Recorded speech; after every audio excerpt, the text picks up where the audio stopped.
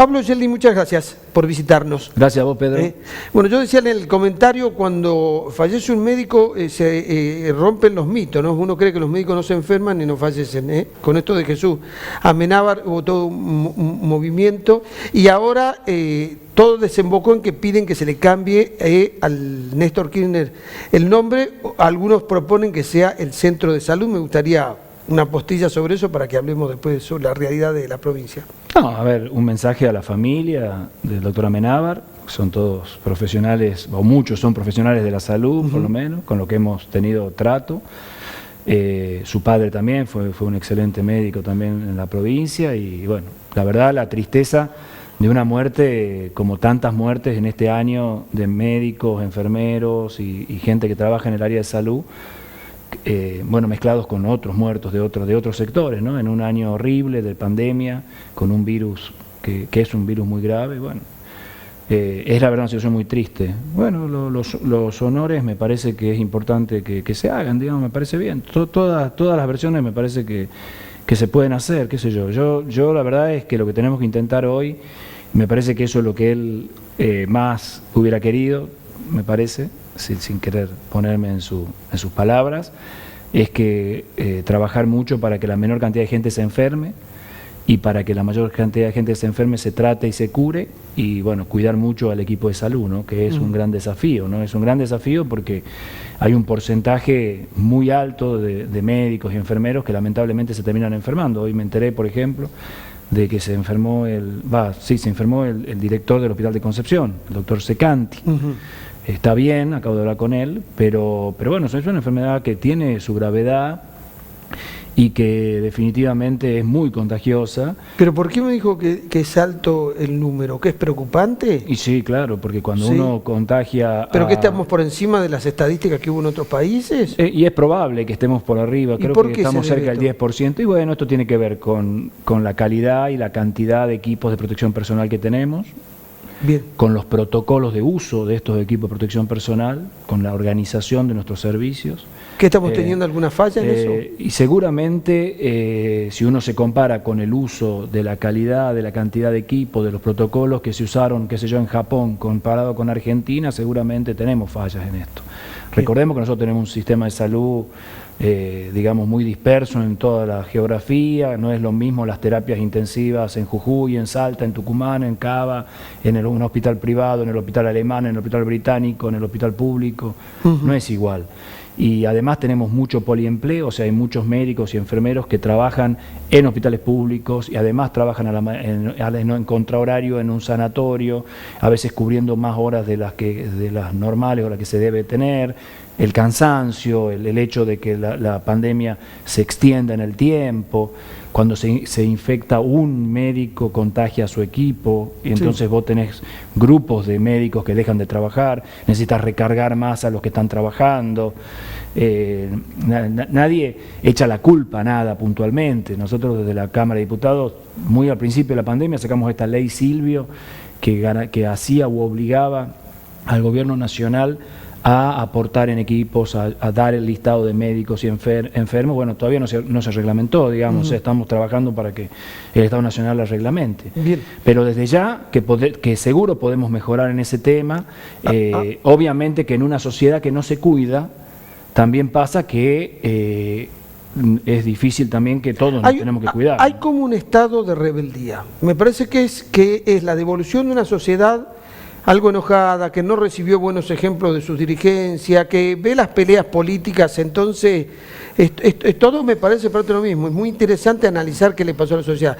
También lo que observo es lo siguiente, Pablo Geldi, al principio el COE tenía un prestigio y un predicamento, hoy tiene muy disminuido su prestigio y su predicamento. Sí, pero me parece que, por ejemplo, a Tucumán, el problema que tuvimos fue que cuando tuvimos muy buen predicamento y mucho prestigio no teníamos circulación viral. Hoy, que necesitamos que tenga prestigio y predicamento porque tenemos circulación comunitaria, lo ha perdido. Entonces, lamentablemente, los tucumanos tenemos que entender que si bien la ciudad de Buenos Aires y gran parte del conurbano han pasado la punta de la curva, nosotros estamos en pleno ascenso, con lo cual es el momento de que nos tenemos que cuidar. Yo entiendo que uno podrá criticar, discutir después si los primeros meses fueron injustamente cerrados, si no podríamos haber abierto inicialmente, si la verdad que por qué, si recién ahora tenemos circulación comunitaria, ¿por qué no cerramos antes?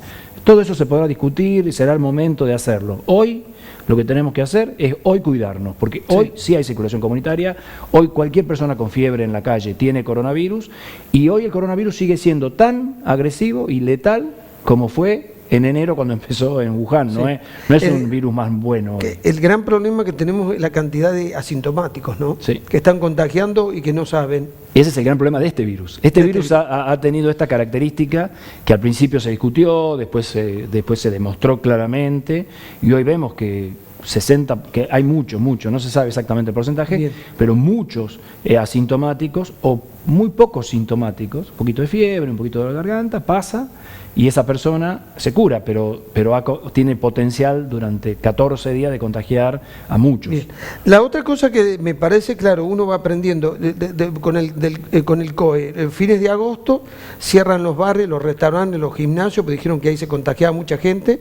Cerrados aparecieron muchísimos casos y hoy se reabre, antes había 1.800 casos, hoy 8.000 casos.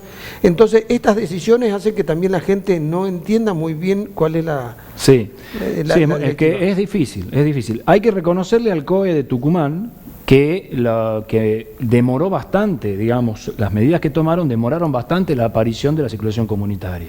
Y eso es mérito de haber trazado, encontrado, detectado, aislado a muchos pacientes que iban teniendo la enfermedad y que se iban evitando la circulación. Bueno, llegó un momento en que esto pasa en todos lados, supera la capacidad de control y aparece la circulación comunitaria. El problema a veces pasa, y esto es importante que la gente lo entienda, es que es muy difícil si cerramos partes. O sea, cerramos, por ejemplo, algunos bares, cerramos algunos horarios de comercio. Eso no alcanza para delimitar en una sociedad que no se cuida, porque vemos muchísima gente en la calle, muchísima gente que le ha perdido un poco el respeto, como vos decís, al COVID. Entonces, la verdad es que por ahí la única posibilidad real es cerrar todo. Es volver, lo que dice a veces el presidente, el botón rojo, es cerrar todo 15 días y después largar. Sí. Bueno, eso es una herramienta que se podrá tomar en algún momento si hace falta. Hoy la verdad es que entiende el COE que la posibilidad todavía de cantidad de camas que tenemos en terapia, los pacientes internados y todo nos permite tener esto. Ahora creo que es muy importante explicarle a la gente dos cosas. Una, que los bares estén abiertos no quiere decir que el gobierno recomiende que vayamos a bares. O sea, la recomendación es no ir. Que los comercios estén abiertos no quiere decir que recomendemos ir a los comercios. La recomendación es no ir. La recomendación es claramente quedarse en casa, salir estrictamente para lo necesario, no generar reuniones sociales, no generar reuniones familiares, cuidarnos mucho y cuidar sobre todo a los grupos de factores de riesgo. Digo porque a veces cuando el COE abre los gastronómicos quiere decir, bueno, ya se puede ir. No. La recomendación es no ir. La verdad que es un año que ya falta poco, que nos cuidemos mucho. Pablo Yendin, frente a situaciones como esta, la responsabilidad y social es más importante que el Estado. Y con esto no estoy diciendo que hay que prescindir del Estado. Hoy necesitamos más Estado que nunca y hoy comprendimos más que nunca que sin Estado no se puede vivir. Sí, ¿bien? Bueno, y en salud sobre todo, ¿no? La importancia del sistema de salud como ahora, órgano rector. ¿por qué el gobernador como que desapareció de escena con el tema del coronavirus? O sea, el COE aparecía la ministra, por eso se le hizo un escrache que yo le dije que es que antidemocrático escrachar, porque además no es la que toma la decisión, pero que el gobernador... aunque fuera, los escraches de que hay justicia en este país son hay que rechazarlos a todos. Ahora, me llama la atención esto, que el gobernador no está para dar un mensaje. Me parece que él es la voz del poder y el que legitima el mensaje. Todos los demás son colaboradores del gobernador. Sí, nosotros tenemos la peculiaridad en la provincia de Tucumán que nuestro gobernador es justamente un sanitarista que es quizá de los gobernadores la persona muy escuchada en el grupo de pares, ¿no? de gobernadores, y también el presidente lo escucha mucho en este tema. Yo no he notado, digamos, realmente que se haya corrido de la decisión, está permanentemente al tanto de las decisiones y tomando. Pero está apareciendo recorriendo obras, haciendo distintas cosas que también tenemos que mostrar un Tucumán que produce, un Tucumán con esperanza, un Tucumán que sigue adelante. Me parece que él se esfuerza. Recuerden que ha recorrido uno por uno cada uno de los CAPS y hospitales del interior de la provincia mostrando los refuerzos que el sistema armó para esto durante meses, mientras no teníamos circulación. Y hoy viaja a Buenos Aires, vuelve de Buenos Aires, trae obras. Esta misma semana pasada, miles de millones de pesos en obras, entre obras viales, entre la planta de tratamiento de líquidos cloacales para la zona de Alderete y Van del Río Salí. Me parece que él está preocupado hoy, como conociéndolo al gobernador, en lo que es la pospandemia, ¿no? En ver cómo hace Tucumán para, a partir de superado este momento, que nos llevará unos meses, ya estar trabajando en un Tucumán que genere trabajo. Hay que ver cómo lo recibe la gente, porque la gente ahora comenzó a preocuparse. De todas maneras, cuando uno ve las encuestas, el 60% de la gente cree que es muy probable o probable que se contagie y que no va a necesitar respirador. Yo decía, a ver, la gente sabe que fuma puede tener problemas pulmonales, igual se sigue fumando. La gente sabe que cuando se toma en exceso se tienen problemas, se sigue tomando. O sea que esto no nos debe sorprender, ¿no? Bueno, es muy común esto en salud pública, ¿no? Nosotros sabemos que el sobrepeso genera diabetes, que genera hipertensión, sabemos que comer sal nos genera hipertensión, sí, que fumar nos hace mal. Sin embargo, solamente decírselo, que la gente lo sepa, no alcanza. Sí, no alcanza. Bueno, por eso es importante algunas medidas, ¿no? El hecho de, qué sé yo, aumentar el precio del cigarrillo, poner etiquetas que digan de las enfermedades, o sea, buscarle la vuelta. Bueno, el COVID es igual. Pablo, Yerlin, hay cosas que me llamaron la atención que me parece que no se terminaron de explicar bien, tal vez usted no pueda dar una explicación. 18 chicos contagiados en la casa cuna me alarmaron, porque no se explicó quién los contagió y no hay personas grandes contagiadas. ¿Qué pasó ahí?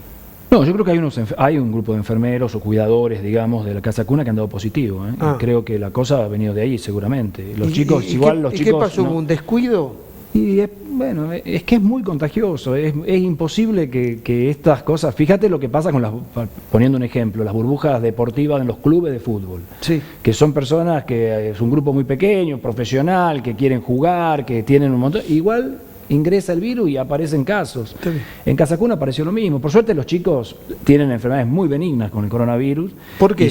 ¿Tienen muchos anticuerpos? No se sabe todavía. No hay una explicación. No, evidentemente los pulmones de ellos no se enferman tanto con este virus como los de los adultos. Y bueno, y entonces en realidad no nos preocupa mucho la salud porque se van a curar perfectamente. Si vos me decís, más preocupado estoy por la salud de los cuidadores porque ellos ya son personas más de riesgo. Claro.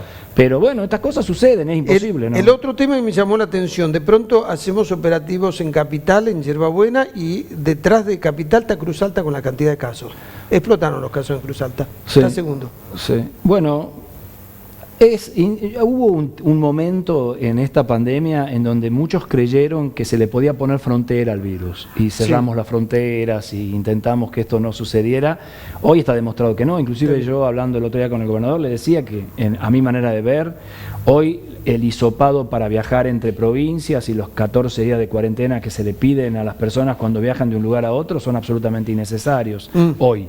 Porque el virus circula tanto acá como en Córdoba, tanto acá como en Salta, tanto acá como en Jujuy.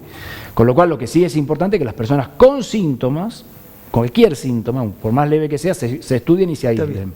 Pero el resto, la verdad es que estas son cosas que tenemos que...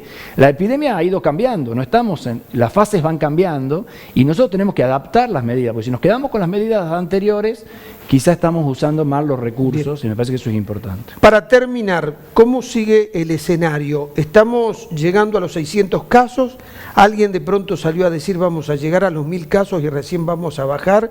Yo no sé de dónde se hacen esos modelos matemáticos, ¿se puede hacer un modelo matemático para... Se hacen, hay varios. Tucumán, la verdad que preveía intentar o querer sostener no más de 500 casos para que el sistema también de internación aguante, ¿no? El hecho de estar por arriba de 500 ya nos pone en un serio preocupación. Me parece que vamos, depende mucho de lo que hagamos como sociedad. Si nosotros como sociedad, todos, usamos el barbijo, cuando salimos, cuando entramos, si todos nos lavamos las manos, si cuidamos a los grupos más vulnerables y si sobre todo nos quedamos en casa, aunque estén abiertos algunos bares y comercios, intentamos quedarnos en casa, me parece que es probable que estemos pronto a empezar a mesetar la curva. Bien. Si nosotros no hacemos esto, si nosotros no nos cuidamos, entonces todavía... la verdad es que esto puede crecer mucho más, porque en definitiva lo han demostrado países que inclusive en sus segundas olas, que parecía que habían ganado la batalla, fíjate lo que pasó en Israel, fíjate lo que está pasando en algunos lugares de Europa, los números han picado nuevamente en forma exponencial. Entonces es un virus con grave posibilidad de volver a crecer si uno no se cuida. O sea, acá es importante, sí, creo yo, que en la medida que tengamos un porcentaje de pacientes ya infectados, que ya no se pueden contagiar de vuelta, y usemos las medidas preventivas con criterio, la curva va a empezar a bajar. Bien, esperemos. Gracias, Pablo. A vos. Quienes quieran volver a ver la entrevista, puntodepartidatv.com, y después de la pausa vamos a escuchar al gremio de docentes.